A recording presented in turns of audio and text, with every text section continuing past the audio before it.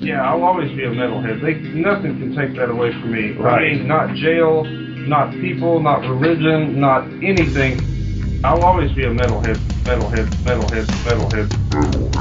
Metalhead leaves you all alive.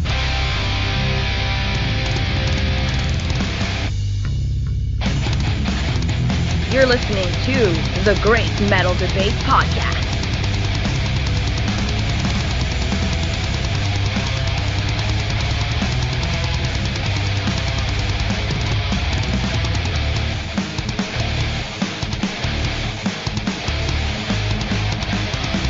Welcome back, metalheads, to a new episode of the Great Metal Debate Podcast. Today is a special day. In early 2020, I wrote and recorded my first album review for this channel. It was a review for the previous album titled The Coven by this criminally underrated band from Finland called Torchia.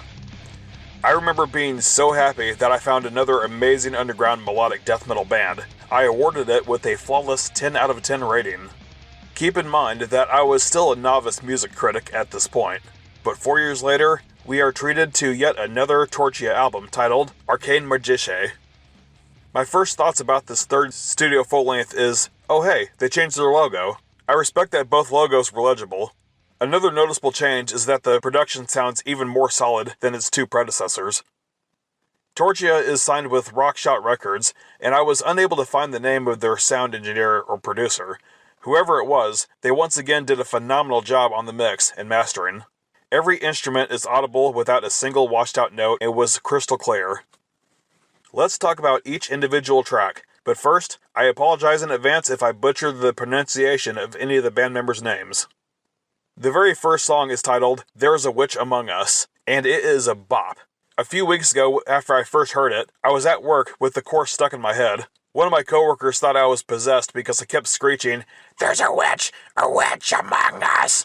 Hats off to Edward for improving his vocal range during the lockdown. My Dearest Fiend is a groovy head bobber with some guitar riffs played by Vili Ritama. The particular style reminds me of Torchia's neighbors in Children of Bodom.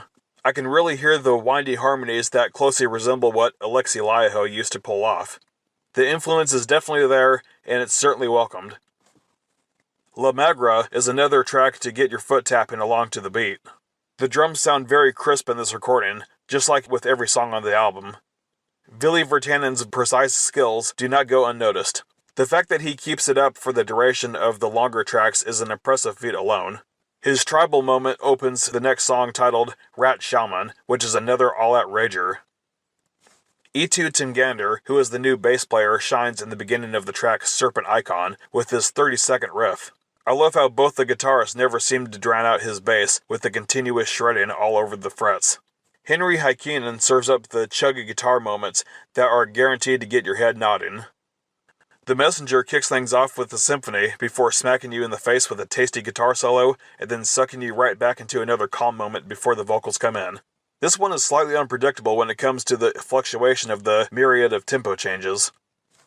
And then we come to Red Luna Ceremony, which immediately unleashes a very old-school, I'm talking Lunar Strain era In Flames sounding dual guitar riff. Don't even get me started on the very techy sounding solo that is sure to melt your face off when you hear it.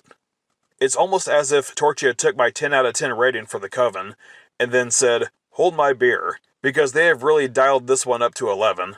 It undoubtedly surpasses the former record, especially with a song like Silver Horns, which is among one of my favorites. And lastly, we have the album title track, Arcane Magicae. Let me tell you, when I say this band runs like a well-oiled machine, the engine purrs.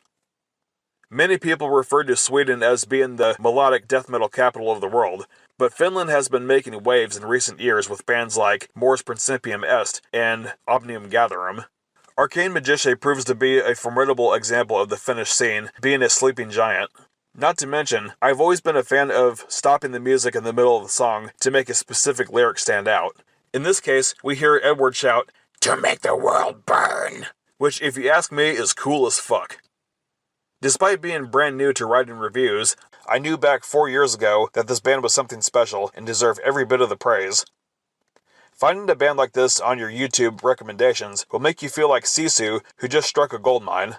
So history will repeat itself here on this channel, as this new Torchia album shall receive no less than another worthy 10 out of 10 score. However, we still have another 10 more months of 2024, so maybe I'll hold back just a hair this time around. My final score for Arcane Magicae is an easy 8.5 out of 10. Not that it's lesser. Again, this album was better than the Coven, but my new ranking system has caused me to be more strict about the amount of flawless awards that I dish out. I strongly recommend checking this one out, and you can show your support for them by buying music and merch from their Bandcamp page.